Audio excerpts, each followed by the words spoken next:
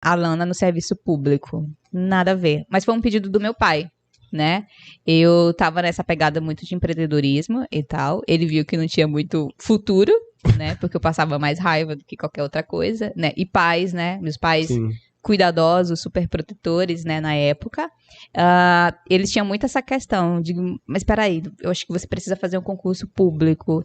Era muita, assim, explicar um pouquinho da minha trajetória, dos meus sonhos, dos meus desejos, enquanto perfil empreendedor, foi um processo complicado, né? Junto com meus pais. Mas, assim, e aí meu pai fez um pedido, né? Eu acho que tá na hora de você levar um pouquinho as coisas a sério. Eu digo, pai, mas eu levo a sério as coisas. Sou uma menina responsável, você me criou bem. Você não acredita na sua criação? Aí eu fazia isso, né? Essa negociação. Mas aí eu cedi, né? Por entender deixa eu entender aqui, né? Aí eu entrei pro serviço público. Voltei pra minha cidade, né? 5 meses depois eu perdi meu pai, então eu entendi, bom, eu precisava realmente voltar para poder ter esse momento, né, dos últimos meses com ele, viver, ter aquela experiência, já que eu passei 4 anos fora, então a gente, né, tinha muita distância. E aí eu perdi meu pai, e aí eu digo, bom, realmente eu tenho que ficar por aqui e aprender dentro do serviço público. Passei 4 anos, não tinha nada a ver com o meu perfil. Serviço público aqui em Coratá, na minha cidade. Tá. E aí eu trabalhei muito na área da saúde, né? E aí usei isso a meu favor. Saúde, o que eu tinha que aprender? A como cuidar bem das pessoas, sabe? Então, assim, por mais que eu não era feliz ali, porque não tinha nada a ver comigo, eu tinha algumas limitações, sabe, né? Serviço público é muito engessado as coisas, né? E eu tinha um perfil... Identificações rolando aqui. Então mas eu sempre tentei criar, junto com pessoas, espaços onde eu pudesse levar um pouquinho, oxigenar as minhas ideias, às vezes revolucionárias, né, empreendedoras, e usar também como outro laboratório, né, como eu usei a minha faculdade como laboratório e consegui tirar uma ideia que rodou 2 anos, eu tive aprendizados valiosos, eu levei para o serviço público essa mesma mentalidade, né? Eu acho bacana que a Lana, nas falas delas, é uma coisa que eu também me identifico, eu tento fazer aqui, independente da situação, se você está feliz em identificar, pô, é isso que eu quero fazer na minha vida, mas a gente sempre tentar buscar alguns aprendizados, né? Independente da situação, sempre tem alguma coisa pra gente aprender, da melhor forma ou da pior forma. É o extrair. Exatamente. Acho que essa é uma fala que a gente tem que deixar bem clara, assim, pra todo mundo. Futuras pessoas vão passar por aqui, olhar esse vídeo e tudo mais, mas é que ela entenda a parte do processo dela e que ela consiga se identificar ou não com aquilo que ela faz, né?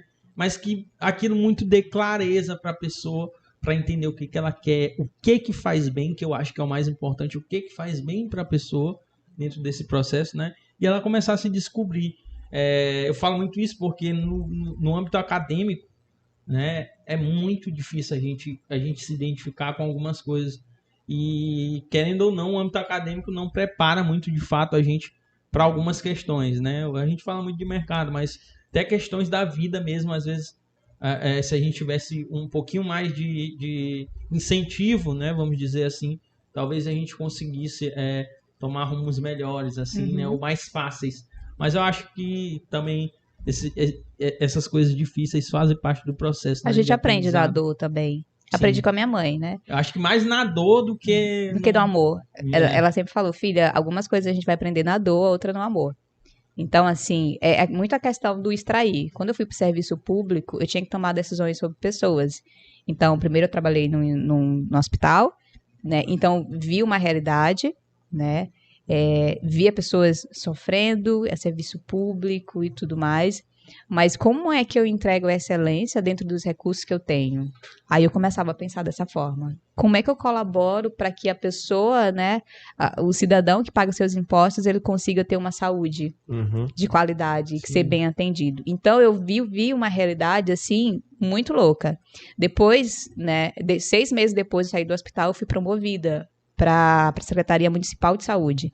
Então, não era só mais um hospital, era todas as unidades básicas de saúde, né? Era tudo que envolvia. E eu via muita coisa, né? E aprendi muita coisa. Tem até uma história. Teve uma vez que eram 6 horas da tarde, assim, de uma sexta-feira, né? E aí, de repente, chegou um caminhão cheio de leite. Sabe aquele Sim. de leite, leite é vida e tal? E a gente não tinha freezer. A gente não tinha estrutura para receber aquilo, né? E aí, chegava essas bombas assim, e aí, a gente faz o quê? Eu digo, que recursos eu tenho? Eu tenho só um carro, uma Amarok, né? Então, o que a gente vai fazer? Pegar todos esses leites e ir para as comunidades. Então, eu subi naquele carro, peguei todos os leites que eu tinha e fui doar para as pessoas.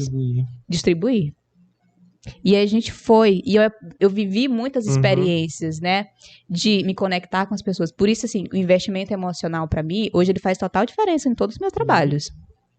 Então, quando eu vou criar alguma coisa, eu preciso muito da minha empatia. Isso me ajuda muito. Isso me faz virar jogos, isso me faz tomar decisões melhores sobre pessoas. E aí vocês lembram que não era o cenário que eu queria estar.